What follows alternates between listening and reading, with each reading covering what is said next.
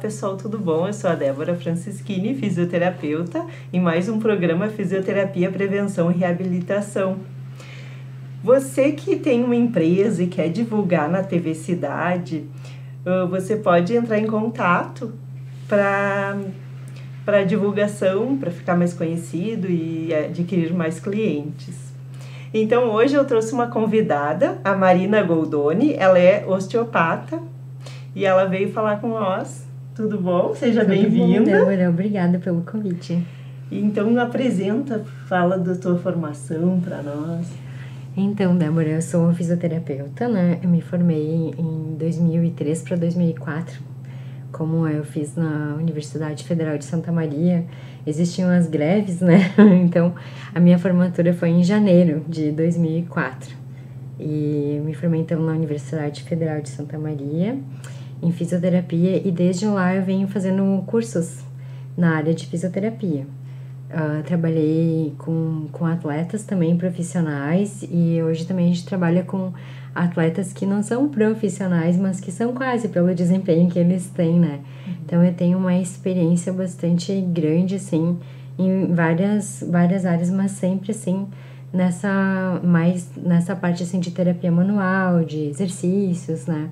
Porque na fisioterapia a gente tem, né, as ramificações, né, da fisioterapia, sim, né? Várias áreas. E então eu fui fazendo várias formações de biomecânica de coluna, de Mulligan, de síndrome de dor miofacial e massagens de cíliacs. Também trabalhei na piscina, então tenho alguns cursos que a gente chama, né, na fisioterapia, nessa área também, e na parte de cinesioterapia. E aí fui indo, fiz também formação em Pilates e por fim acabei me fazendo osteopatia. Fiz uma formação, então, que ela é longa, né, de fisioterapia, que é um tempo, mas toda esses cursos, e por fim a osteopatia são mais também em torno de 5 anos, né? E além das aulas e as formações que a gente tem, algumas ministrações extras também que acontecem na osteopatia, tem ainda um estágio na osteopatia. E o estágio, ele compreende, assim, uma carga também bastante grande, né, de quase 500 horas. E a gente nunca para, né, assim, na área da saúde, eu digo assim, a gente ou tu tá no meio, ou tu não tá. Não, é que tem que se atualizar, Não adianta, a gente tem que buscar novas técnicas, porque tem muitas patologias que precisam, né? De uma abordagem mais ampla, né? Então, diante disso, a gente está sempre estudando, né, assim, algumas outras coisas que vão complementando então a gente estuda um pouco mais de massoterapia, algumas outras técnicas, mas a osteopatia para mim ela foi bem completa, e desde então eu tenho vindo fazendo cursos na área mais específica de osteopatia e que sejam bem relacionados com a osteopatia. E também a osteopatia pediátrica, que é uma paixão que eu tenho, eu acho muito bacana, e eu fui até estudar para compreender melhor o adulto, mas por fim me apaixonei também pela pediatria. Muito bom, né? Porque é uma coisa nova uma coisa nova hoje, né? Assim, que não existia, assim, esse olhar, né, para essa população, vamos dizer assim, em termos, né, sempre os cuidados eles eram posteriores aos acontecidos, né? Então hoje já existe esse cuidado desde o bebê.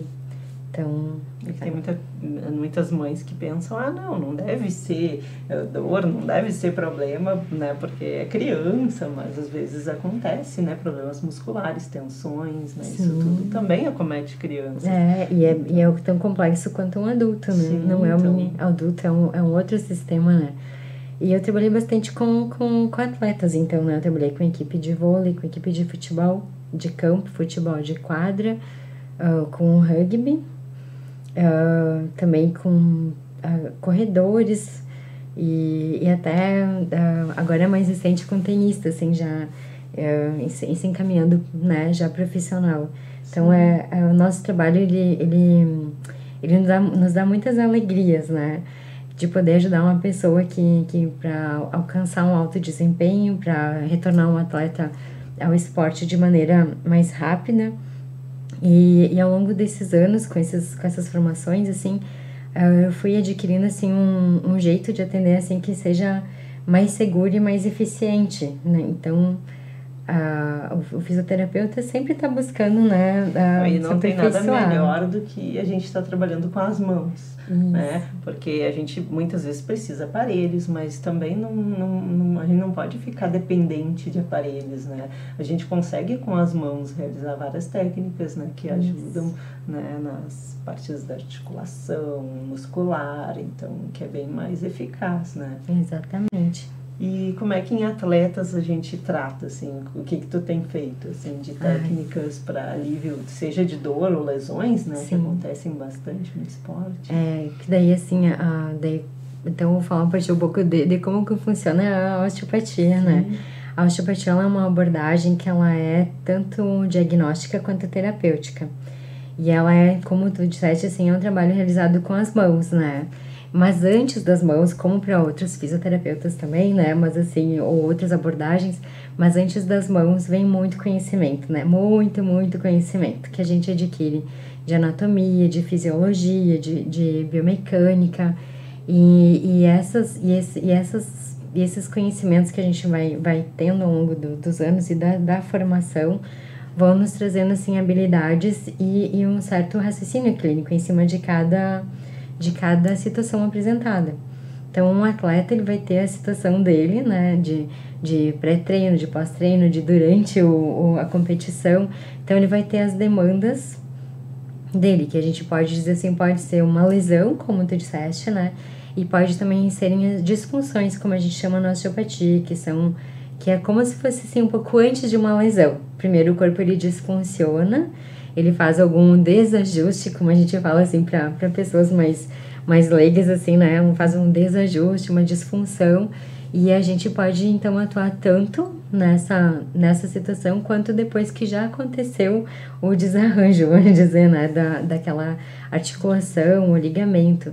E a osteopatia, ela compreende, assim, todos os sistemas. Então, a abordagem, ela vai ser muscular, esquelética, da parte visceral, da parte do sistema nervoso, a parte linfática, vascular, e aí por isso é a complexidade de todas as abordagens que tu vai fazer.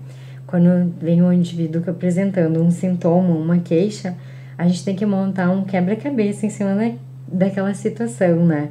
Que vai desde uma anamnese, depois com os testes específicos, aí dos testes específicos passa-se para os testes osteopáticos, e aí vai se escolher a abordagem que seria adequada para aquela situação. Por isso, assim, também é importante o relacionamento com outros profissionais. Então, o osteopata vai ser sempre um profissional que vai estar, assim, íntegro naquela situação, e de maneira que a gente vai estar aliado à parte científica, a tudo que está acontecendo no mundo, que podem gerar disfunções na pessoa, o contexto que ela está inserida, a parte nutricional, os hábitos desse indivíduo. Sim, uma abordagem multidisciplinar. É então, multidisciplinar. Claro que tem a parte da odonto também, que é bem importante, tanto na postura quanto nos problemas, disfunções da ATM. Isso. Então, tem muitos. Então, a gente precisa dessa parte científica, né, de estar acompanhando o que todo mundo está estudando, né, como a gente sabe, a área médica, a área de odonto, e assim também como a gente precisa de um grau de intuição, de perceber qual que é o momento que o atleta tá, ou a pessoa, né? Como tu disseste, por exemplo, num caso de DTM, né? Que, assim, ela envolve muitos fatores, né? E a gente precisa, com certeza, de muitos profissionais também. E a gente precisa da parte científica, da parte que seja intuitiva e da tua própria experiência, assim, como terapeuta, né? Então, para te ser osteopata, tu precisa primeiro se formar em fisioterapia, que daí já te traz bastante conhecimento. E aí depois é em torno de 5 anos uma formação de osteopatia com estágio. E dentro desta formação tu já vai tendo prática. Então, primeiro tu começa com os colegas e depois a gente tem uma carga bem alta de estágio. Nessa carga de estágio já vai adquirindo mais experiência. Então, para fazer uma abordagem do indivíduo, a gente precisa entender que aquele indivíduo, né, o pai da osteopatia, que se chama assim, vamos dizer assim, o nome dele chama Andrew Taylor Steele. E aí, então ele classifica o homem como sendo um ser mais complexo, né? E ele diz que então o homem ele é dividido em um corpo humano, né? O corpo, né, em si, um ser espiritual e um espírito. E a gente vê que hoje se fala muito num contexto, né, na área da fisioterapia, de fáscia, né? E ele falava da fáscia, ele dizia que é na face onde que reside, que seria a casa de Deus, né? Então, nesta fáscia, né, que permeia todo o corpo, e ela vai, através dela que vão passar os vasos sanguíneos, a parte nervosa, e ela vai fazer uma ligação entre as estruturas, entre os líquidos que existem no corpo, vai ajudar também com toda uma parte que a gente chama hoje dividida assim pelos diafragmas, assim, que são cadeias de pressão que acontecem no corpo. Então na osteopatia, através dessa visão desse homem que é o pai da osteopatia, que é o Steele, ele estudava a fáscia como sendo esse mecanismo, assim, né, esse tecido maravilhoso que faz toda essa permeação. E hoje a gente vem estudando mais estruturas, porque hoje existem mais elementos para poderem ser estudados, né, como, assim, imagens, né, de ultrassonografia, onde tu pode fazer uma abordagem de terapia manual e depois perceber o que acontece nesse organismo.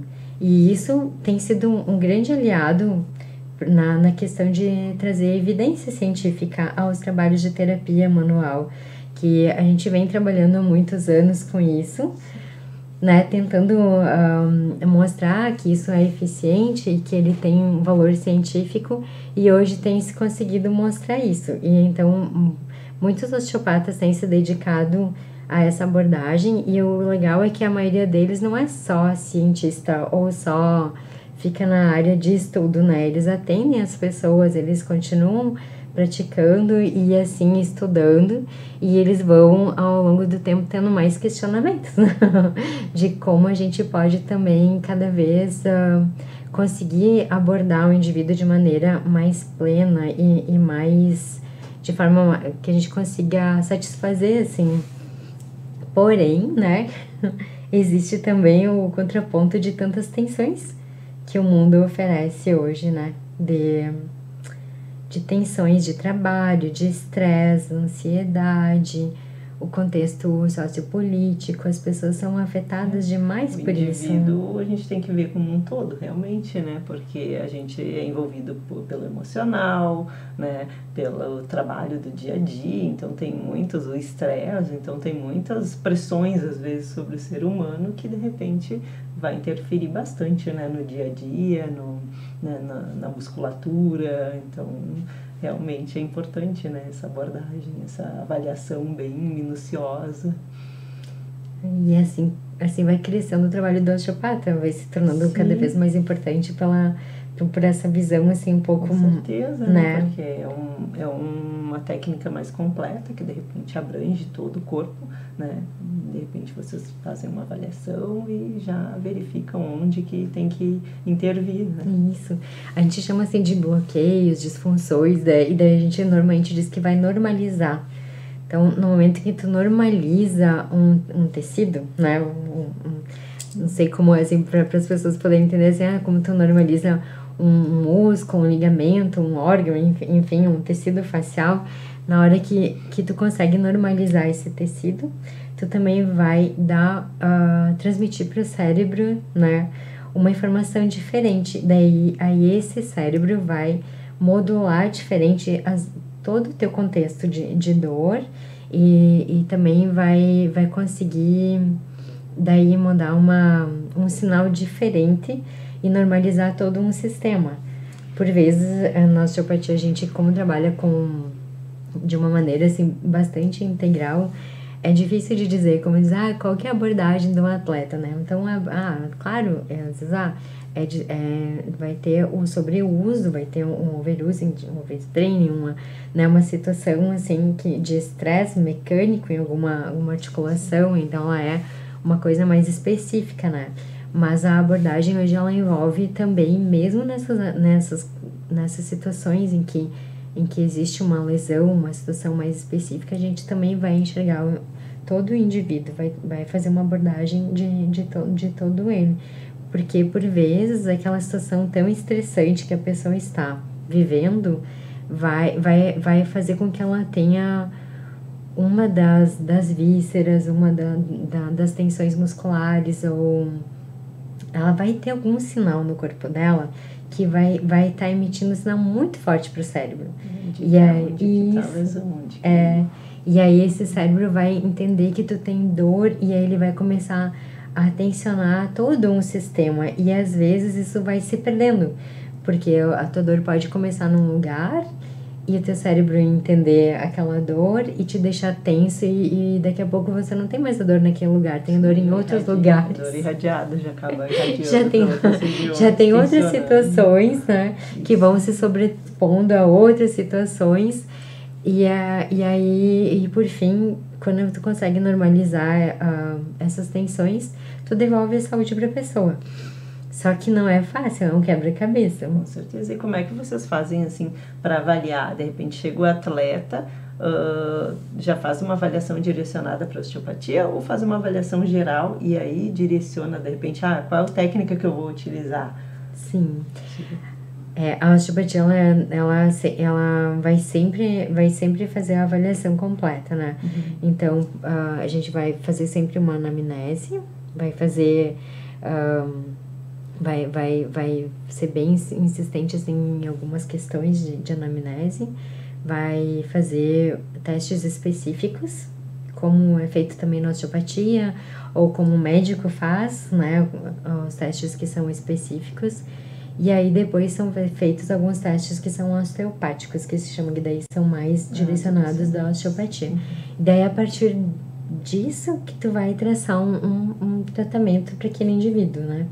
E esse tratamento, daí, ele, além de tu perceberes quais que são as condições daquele indivíduo, para também tentar descobrir quais que são as técnicas que seriam apropriadas para aquele indivíduo, também tem que ver as técnicas que o osteopata tá mais acostumado a fazer.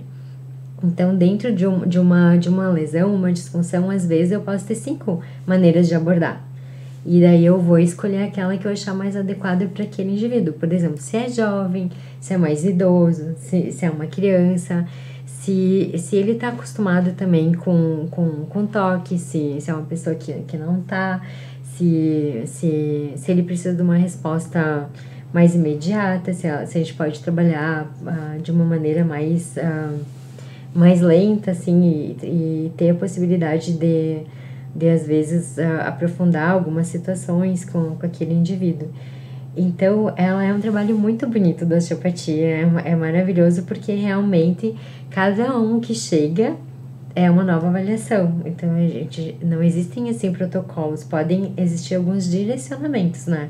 E algumas coisas que parecem às vezes acontecerem coligadas, né? Então, uma disfunção de tornozelo vai levar uma disfunção de quadril, ou de quadril ao tornozelo, e uma lesão que tu tenha visceral pode corresponder a uma disfunção também de vértebras, né? Então, essa relação, ela existe.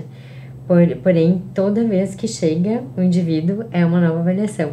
E o próprio indivíduo, quando vem para reavaliação, a gente vai olhar o que já funcionou, o que não funcionou, como que tu conseguiu contribuir para a saúde daquele organismo e as coisas que não conseguiram se acomodar, vamos dizer.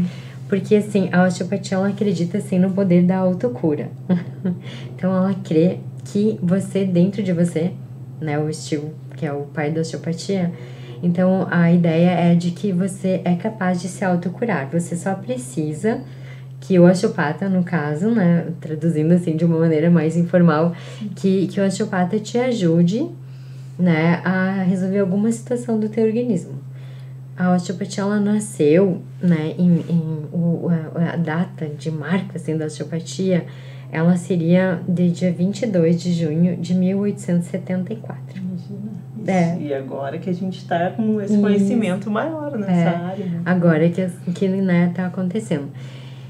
Então, ela nasceu de uma situação de que o Steel Ace se incomodou de perceber os tratamentos que eram realizados naquela época, né?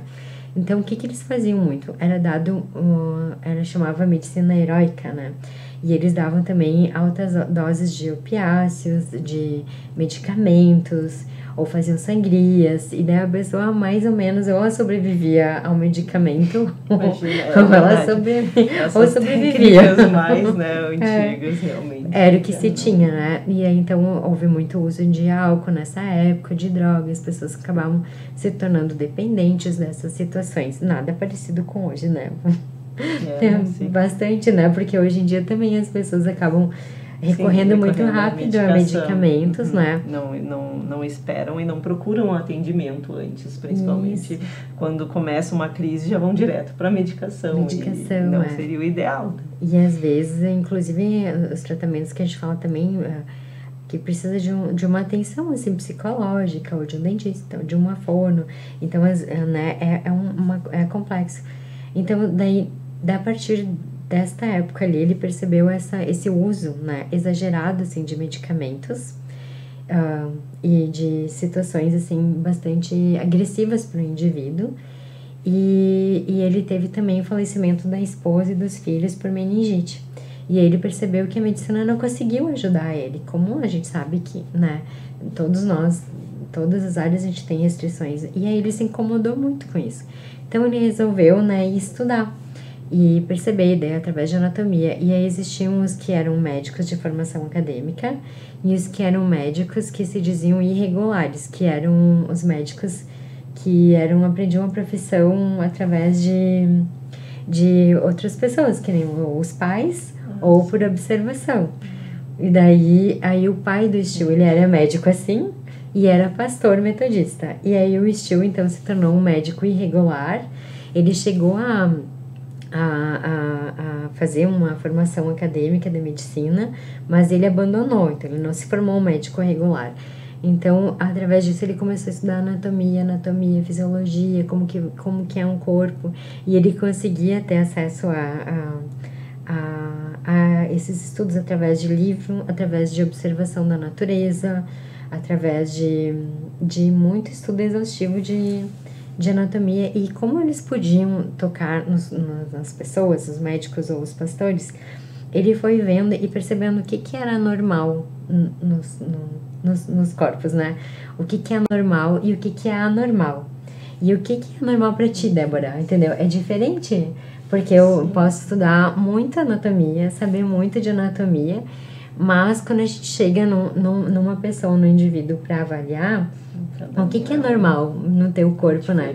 Então, eu preciso de ter a referência da anatomia, da fisiologia, de como que ela funciona, de toda a biomecânica, mas eu também tenho que perceber o que é normal para Débora, né? Sim. Então, para Débora, fazer uma hiperextensão é normal, né? E para mim não vai ser, né?